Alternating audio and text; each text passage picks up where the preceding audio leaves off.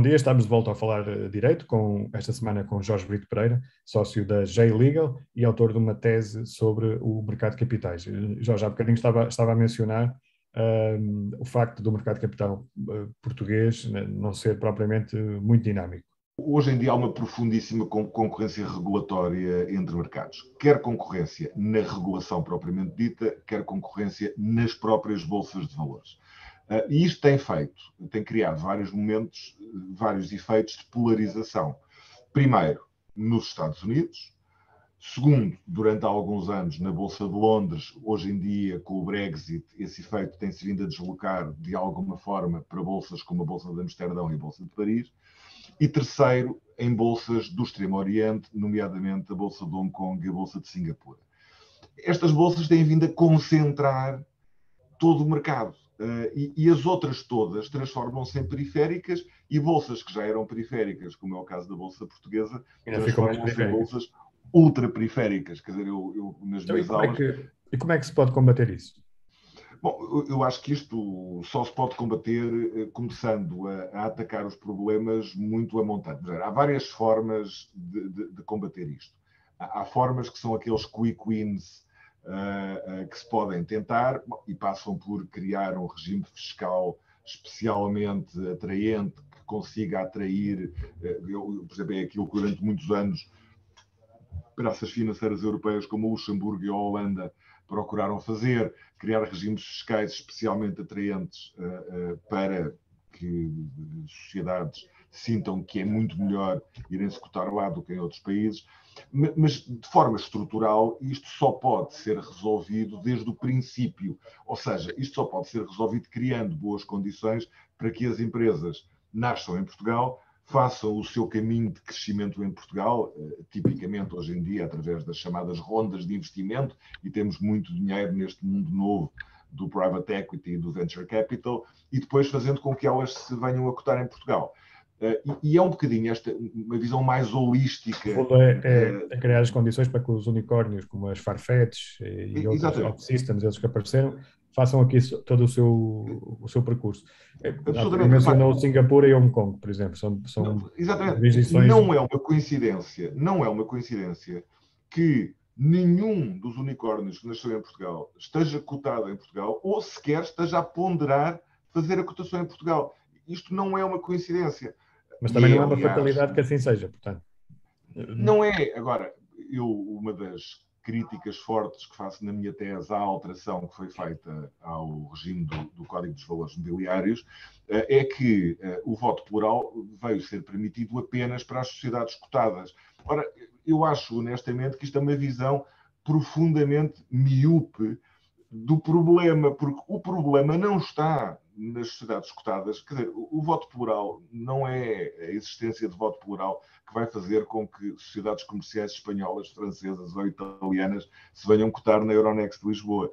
A questão está atrás. A questão está em fazer com que sociedades que nascem em Portugal e que já têm 1, 2, 3, 4, às vezes 5, 10 rondas de investimento, no momento do IPO não se vão cotar para fora. E, portanto, eu acho que seria muito mais importante a regulação do voto plural nas sociedades não cotadas do que propriamente nas sociedades cotadas, porque nós temos de criar condições para que as empresas que nascem em Portugal possam fazer o seu caminho em Portugal. E repare, já temos muitas coisas contra isto.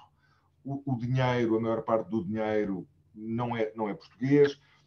A generalidade dos investidores estão mais ambientados com sistemas jurídicos anglo-saxónicos e, portanto, preferem que a sociedade já esteja no estrangeiro.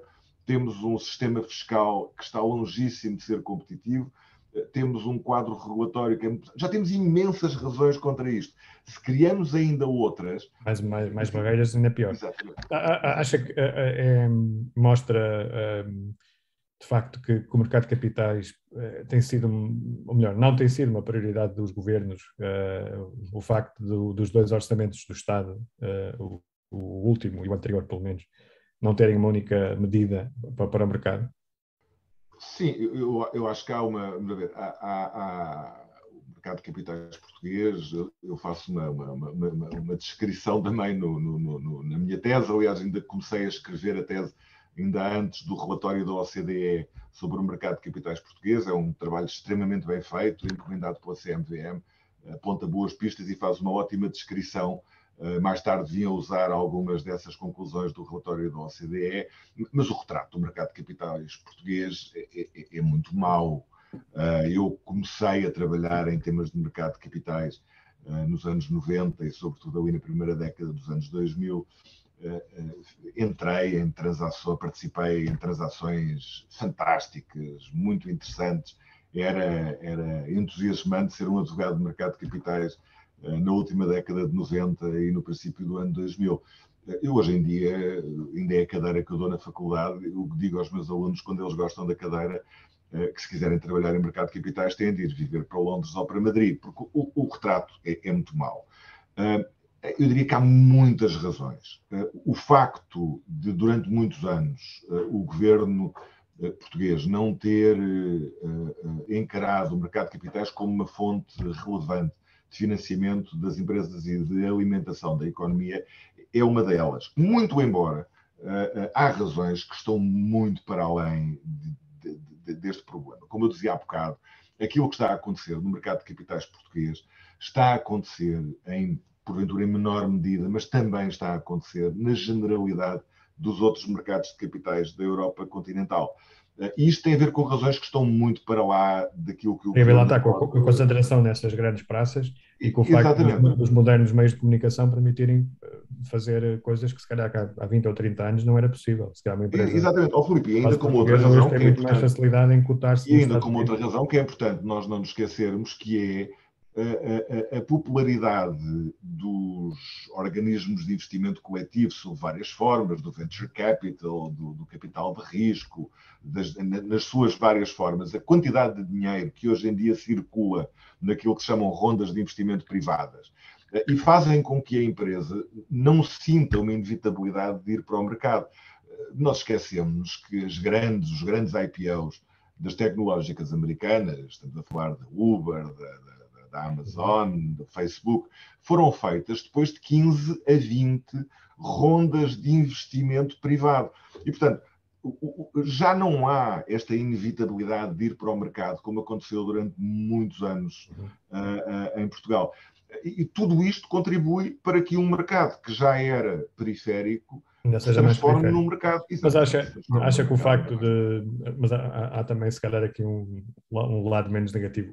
O facto de Portugal não ter um mercado de capitais tão dinâmico como outros países pode, de certa forma, proteger o país no atual contexto em que estamos a assistir a uma queda das bolsas e que se espera, de facto, um bear market e uma recessão Sim, é uma forma...